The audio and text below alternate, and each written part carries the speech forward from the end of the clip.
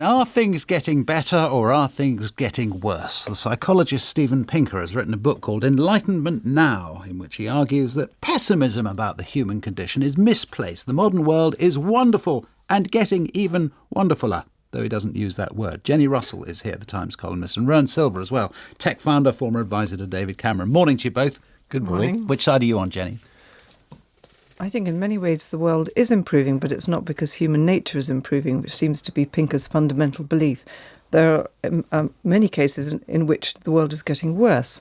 And the key distinction is that it's not that human nature is changing. Human nature hasn't changed at all. The only way in which the world improves is when we evolve institutions that contain our worst instincts and deter us from attacking our neighbours. And in many instances in the world, as we can see, whether it's Syria or Venezuela or Poland or Hungary or Egypt, we're going backwards. Are we going backwards, though, or are we just more aware of bad things that used to happen when we weren't aware of them and didn't actually care so much about them?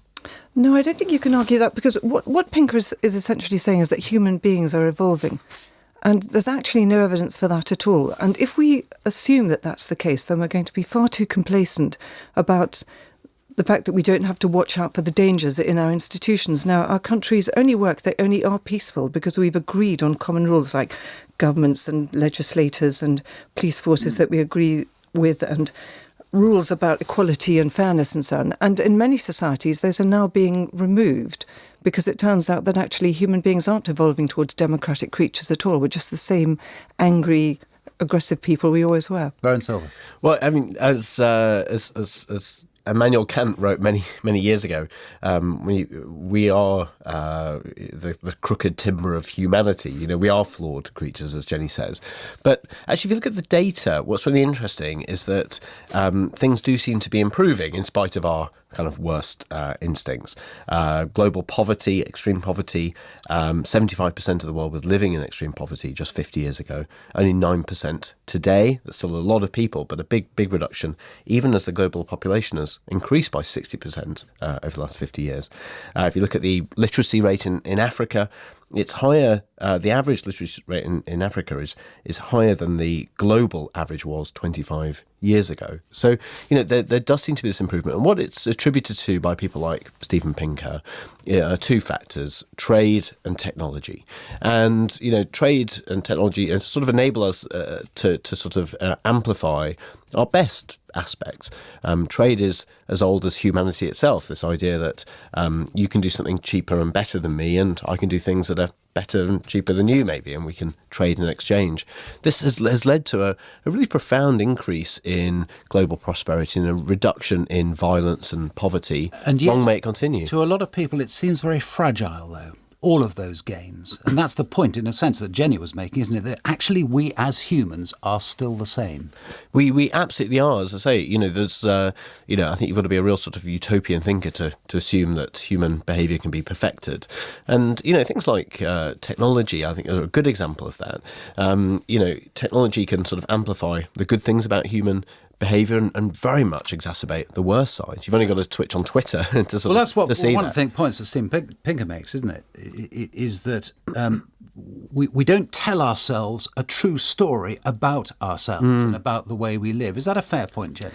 I think that's very important, and I think that the reason that matters is that in our society at the moment, I think with Brexit and so on, we've become incredibly cavalier about assuming that we will all go on adhering to democratic norms. And we're not seeing the danger signs. It's very easy, if you are a human being, to start thinking that I'm in one group and everyone who doesn't agree with me, whether it's about politics or Brexit, is actually evil in some way and wicked. And this rational discourse that we've become accustomed to, and the idea that we all have an allegiance to the rule of law and so on, isn't the case. And that's why anything that fans the flames of anger and distrust between people in our societies and encourages not to believe in that truth matters or rationality matters is incredibly dangerous. But, you know, Jenni's of course right. But again, looking at the data, I think can help us sort of do more of what works. So if you look at China, for example, 800 million people have been lifted out of poverty since 1980 in China because China has moved towards a more market-oriented economy. There's no democracy happening in China, though. They've brought in a new social media ruling where people are going to be judged according to all their online posts and so on about whether they are a good citizen in Chinese terms. Do you think terrifying. social media could bring us down, actually, as Well, a I think civilization? I think social media demonstrates exactly who we are. Yes, and it divides us. I mean, just look at what Unilever has said this morning about how social media is a swamp of racism and sexism and extremism, and it's a place in which all our worst instincts can come out to play, and we can organise ourselves into little vicious tribes. Well, that will have to be the point at which we leave it, rather depressingly, I suppose. But Jenni Russell and Rohan Silva, thanks both very much. Thank you.